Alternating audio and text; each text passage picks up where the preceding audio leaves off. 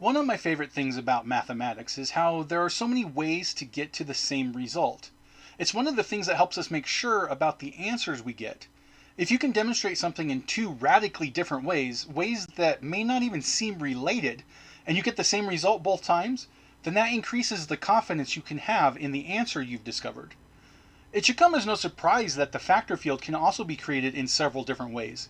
If you've seen my previous videos on the subject, you'll know that I created the factor field by running a Visual Basic script using Excel. In fact, the script is fairly straightforward and it looks like this. If you've programmed anything in the past, you'll easily see that this is a very short script. But the reality is that the important bit is even shorter than this seems. The first part of the script is just overhead. We have to set up the Excel spreadsheet for us to use, then we need to set up the column widths so that it shows as a grid.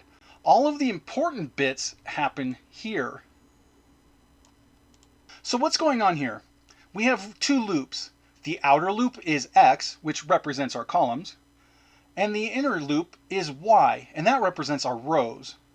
The outer loop is very straightforward. We're just going from column 1 up to our maximum width, which we've set here as 100. The inner loop is a little more complex, however, and to understand it, you do need to know one key word in Visual Basic: step. What step does is it allows you to control how fast you go through a loop. For normal loops, you just count up one at a time. That's the default behavior. But suppose you wanted to do every other number in a loop, like if you were programming a loop to give a list of all the even or odd numbers. To make the loop skip by 2, you would add in step 2. If you want to skip forward by 3, you use step 3, and so on. So when we look at the loop controlling the rows, we see that Y begins by being equal to X. We know that X starts at 1, so the first time through, this loop is equivalent to saying, for Y equals 1 to max depth, step 1. We can then see that beneath that, we're filling in the cell. Excel requires you to specify the row first and then the column, so we're filling in the cell at 1, 1. Then we loop back through. Since we're counting by step 1, then the next time through the loop, Y equals 2, and we're filling in row 2 of column 1, and so on. This means that the first time through the loop, column 1 has every single row filled in. When that completes, then X moves up by 1. Since there's no step command on the X loop, it defaults to step 1. That means the next time through the loop, X equals 2. But now look at the inner loop. The second time through, it is equivalent to Y equals 2 to max depth, step 2.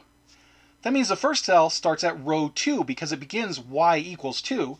So we fill in the cell at row 2, column 2, but now the row increments by 2 because of the step 2. That means the next time through, Y equals 4. Thus, the next cell filled in is at row 4, column 2, then row 6, column 2, and so on. In other words, it gives us this behavior.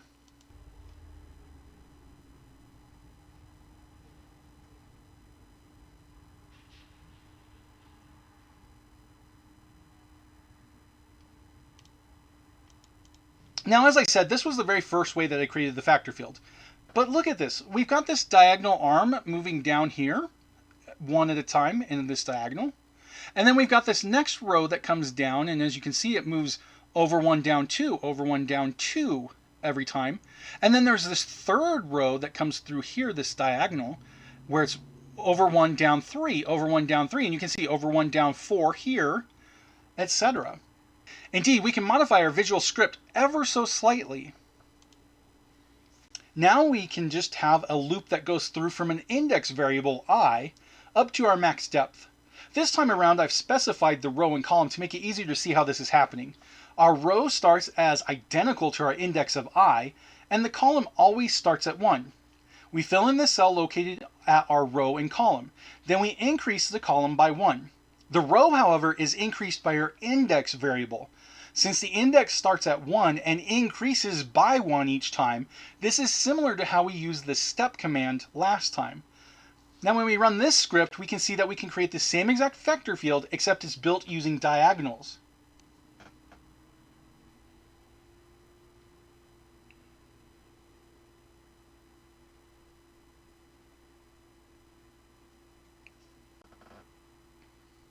Since the same factor field appears, both methods are equally plausible in modeling how factors come about for numbers. But what if I were to tell you that this isn't even the most interesting feature of the factor field? What if I told you there was another method of creating the factor field, one that isn't immediately obvious, and one that gives us a deeper insight into how factors of numbers come about? To explain it, let's look at this version of the factor field, which goes up to row 10,000. That will be important later, but for now I want to point out an interesting feature that pops up. Look at row 36, column 6, right here. And then look at row 35, immediately above it. See how the factors here make this sort of V shape? You can see that that figure up here at row 16 as well. 16 and then 15, we've got this V. In fact, while it's a little harder to see because of other factors involved, you can see it on row 25 as well, this V shape here, as well as row 9. Even row 4 has it.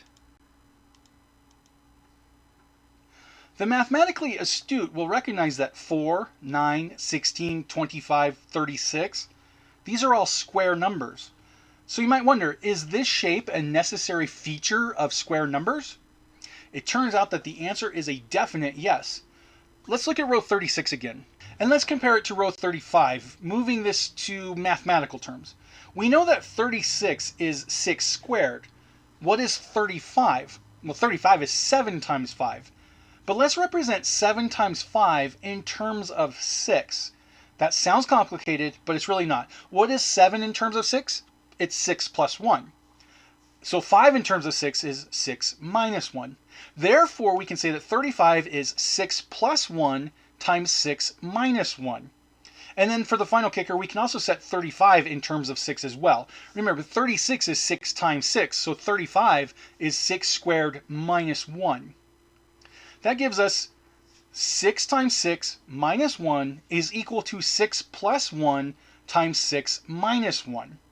You can do all the calculations and see that this is correct, but the power of setting all this in terms of 6 is that now we can substitute 6 out and just use n for any number. In other words, n squared minus 1 equals n plus 1 times n minus 1. And now we can use simple algebra to solve that. N plus 1 times n minus 1 equals n squared minus n plus n minus 1. The minus n and the plus n cancel out, and we're left with n squared minus 1 equals n squared minus 1. That is obviously true. Therefore, we can conclude that wherever there is a square, n times n, then the value that is 1 less than that square will contain the factors of n minus 1 times n plus 1.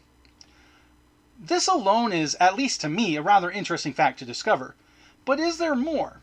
I pulled up this particular factor field that goes to row 10,000 for a reason. 10,000 is 100 squared.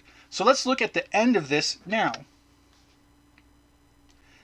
After we come all the way to the end, we'll shrink it just a little bit to make it easier to see. Here is here's column 100. And you can see we've got this little V shape right there. But notice that there's something else here too. This continues on up. It's not just a V, this is making a parabola. Indeed, if we shrink a little further down and then start scrolling up, you can see that these parabolas exist throughout this. There's one here, another one starts here, one here, one here. Now, if we return back up to the top of our screen and set this back into our normal zoom, let's look at row 36 again. Does the parabola exist here? We've got the V, and then sure enough, here on row 32, there's a column 4, and at column 8. And 4 times 8 is 32, so that makes sense. If we go up a little further, we can see here at column 9 and column 3 on row 27. Well, 9 times 3 is 27. So these parabolas are here at the top as well. Now, algebraically, we can update the equation we've been using here. So instead of using n plus 1 times n minus 1, let's use n plus m times n minus m, and that equals n squared minus n times m plus n times m minus m squared, or n squared minus m squared. That is our new equation. But notice, while this gets us the parabolas that are on the squares, there are these other parabolas here, such as at row 30. Arm here. It's almost the same as a square, but clearly 30 is not a square number. But notice that this flattened edge here is almost exactly in between two squares. And in fact, when you think about it, this square here at 25 is 5 times 5. This is 6 times 6. This in the middle is 5 times 6 to equal 30. So what I'm going to call these are almost square numbers. 5 times 6 is almost 5 times 5, and it's almost 6 times 6. So we'll call this a near square. I'm just calling that for ease of use in this video. So a near square can be represented as n times n plus 1 or n times n minus 1. It doesn't really matter which way we go as long as we're consistent. So this brings us to the real kicker. What happens if we write a script to create cells based on squares and near squares? The code is, once again, very straightforward. Again, we have our overhead to create our spreadsheet, but now we have this loop. It's just an outer loop where we do an index variable from 1 to our final number that we pick. Inside this, we have two loops, one that handles the squares and one that handles the near square. For the square, we set x to our index value, and then we set y to be the same as x. We start by multiplying our x and y together. Since x is equal to y, this gives us our square for the row. We fill it in at column x and column y, and the first time through, this will be the same column because x equals y. But that doesn't matter here because we're just setting the color to black twice. It's not going to break anything. Then after that, we subtract 1 from our x value, and we add 1 to our y value, and repeat the process. For the near squares, we do the same exact steps, except that instead of setting y equal to x, we set y equal to x plus 1. What happens when we run this?